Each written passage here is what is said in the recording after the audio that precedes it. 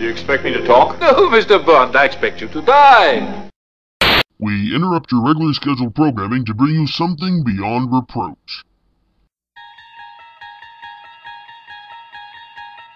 Before you lies a door. It is a bewildering yet alluring door. You open this door with the key of imagination. Beyond this door lies another realm. A realm made up of adventure, fantasy, and horror.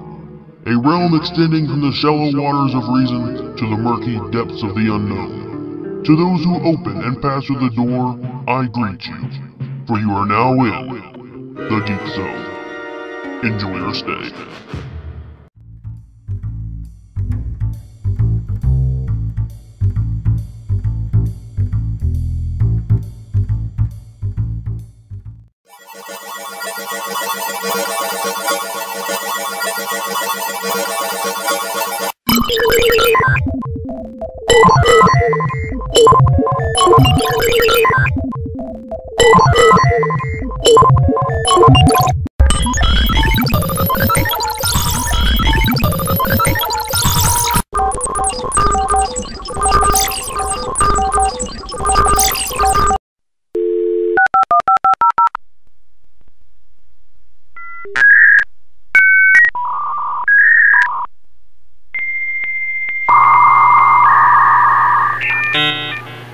Whoa!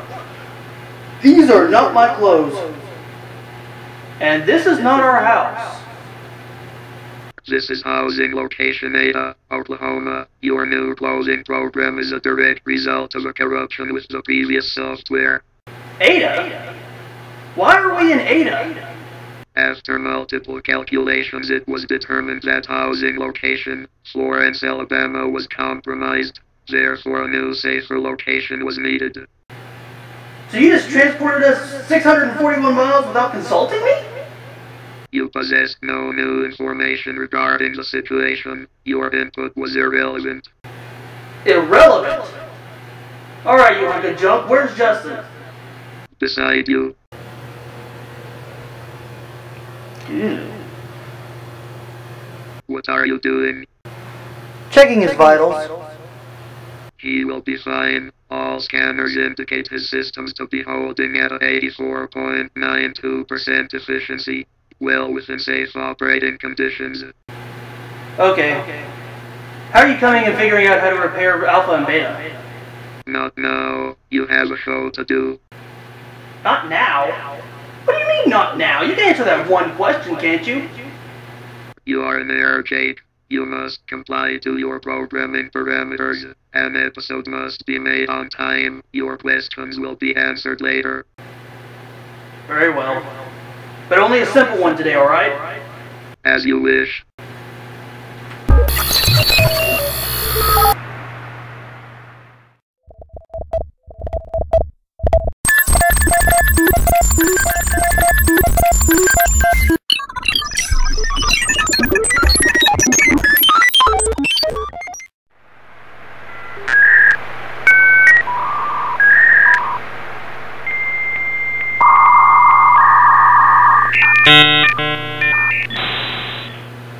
Happy National Day of Prayer, everyone, and welcome to the Geek Zone. I'm your temporary host, Jake. The National Day of Prayer is an annual day of observance held on the first Thursday of May, designated by the United States Congress when people are asked to turn to God in prayer and meditation. Each year, the President signs a proclamation encouraging all Americans to pray on this day. The modern law formalizing its annual observance was enacted in 1952, although it has historical origins to a mandate by George Washington, the first President of the United States. Although primarily observed by Christians, this is the day when Americans of any faith turn to God in prayer for the United States. Its constitutionality was unsuccessfully challenged in court by the rather illogical and dim-witted Freedom from Religious Foundation after their first attempt was unanimously dismissed by the Federal Appeal Court in April 2011. So to keep things simple today, I'm going to show you how to make a randomized list. The best way to make a randomized list is to use a little program called the Hat. First, we need to get this program. Open your web browser and go to www.harmonyhollow.net. Once there, click on Downloads. Scroll down until you come to the Hat. Over in the third column, there should be a link marked Harmony Hollow. Click on it. You will be asked where to download this to. The usual place is in your downloads folder, but for the sake of this how-to episode, I'm going to place it on my desktop. After these messages, we'll be right back. Now that we have it downloaded, we need to install it. When installing something, you need to be aware of any install options. As with many programs, sometimes they will try to sneak in additional software. This is how they make their money. But you can opt out of them if you pay attention, so just follow along with me and do as I do.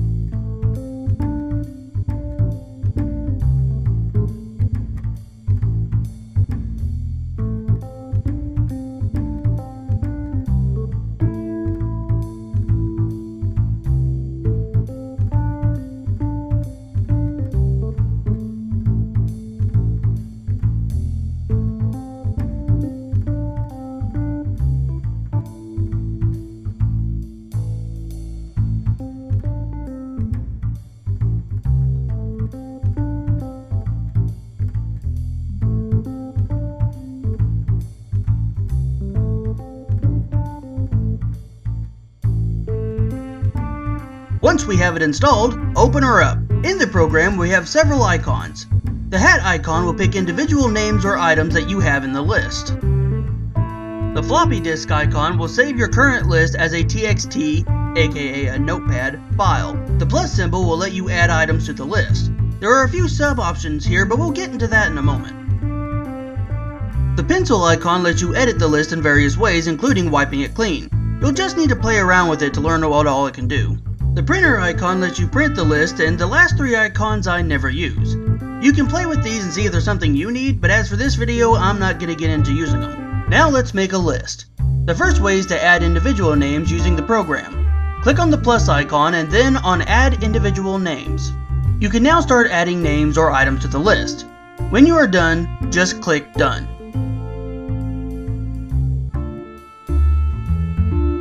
Another way to add names is to do so from a notepad file.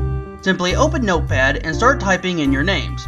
Remember to separate the items on the list by placing them on their own lines. Once this is done, save the file in a location easy to get to by you.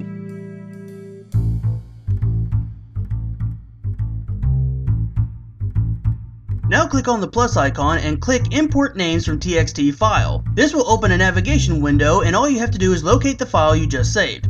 Click on it and click Open. When you do, your list will be added to the program's list.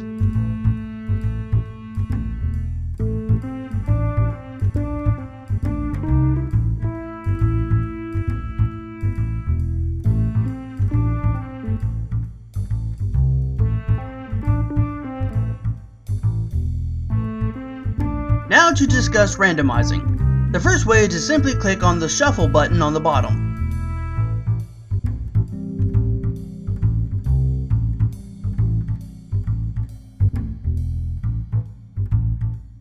Another way is to have it drawn one at a time by clicking on the hat icon. Allow me to demonstrate.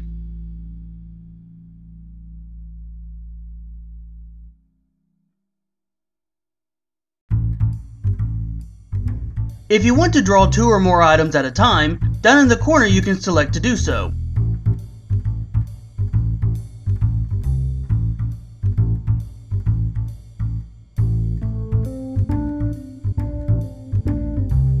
Now once you have your randomized list, you can save it by selecting the floppy icon and choosing where to save it and naming it. It will save as a notepad file, which you can then do with as you please. And that's it. See? Easy peasy lemon squeezy. Well, that does it for this episode. If you'll excuse me, I have to go help this little girl find her toy maker father who's been kidnapped by a rat who believes himself a mouse who also wants to use her father to do something dastardly. So, later.